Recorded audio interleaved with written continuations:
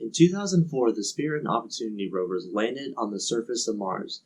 They were able to explore many craters and geologic sites, but what made these two rovers unique? What were they made of? How big were they? And what instruments did they have that let them make all these incredible discoveries? Let's talk about that.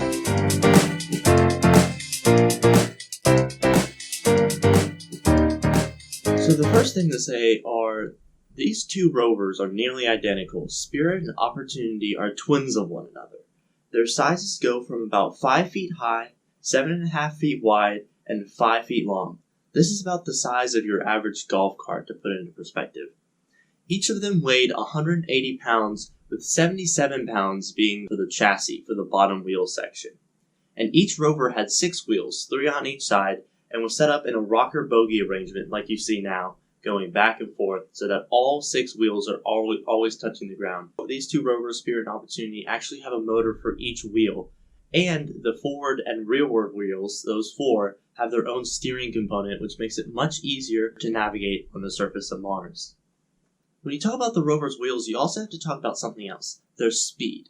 On average, Spirit and Opportunity traveled at about 0.02 miles per hour. Now, to put that in perspective, that is much slower than how fast we walk. It's actually about the pace of a snail. So to think that these 280-pound rovers are roaming at the rate of a snail on Mars is actually kind of funny to think about. Both of these are powered by solar panels, and they get up to 140 watts, which is actually pretty good because that allows them to maintain all their instruments and for driving across the surface. They have 2 lithium-ion batteries, which are the same batteries that you have in your smartphone, but these weigh up to about 15 pounds each. Now, a fun fact about the solar panels, they thought that the dust storms would actually cause the solar panels to be covered in dust and make them not operable after maybe a couple months or a year. But what actually turns out is that the dust storms help clear off the dust of the surface of the solar panels, which makes it so that they are more efficient and can operate longer than expected. So now that we've talked about the overall design of these two rovers, let's talk just a little bit about what the initial stages of their mission looked like.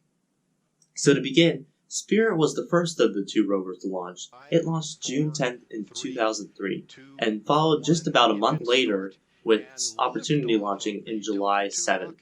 Now, both of these launched on a Boeing Delta II rocket, which you see now. The Boeing Delta II rocket weighs anywhere from 300,000 to 500,000 pounds and can be anywhere from 125 to 128 feet tall. After these 2 rovers launched from the surface of Earth, they spent about 5 to 7 months transferring from Earth to Mars. Spirit landed on the surface of Mars on January 4th, 2004, and Opportunity followed just 3 weeks later, January 25th, 2004. Now, you may ask, how does one land on the surface of Mars, or how at least did these rovers do so? And it's actually pretty interesting.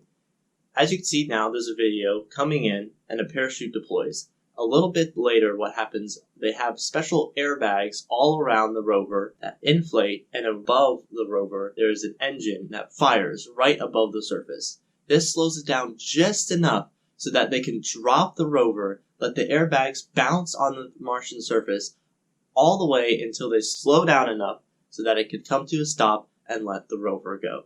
This is a kind of a crazy idea to land something that costs millions of dollars on the surface of Mars, but it ended up working perfectly. And in the next episode, we'll talk about what these 2 rovers were able to discover as they roamed across the Martian surface. Thanks for watching.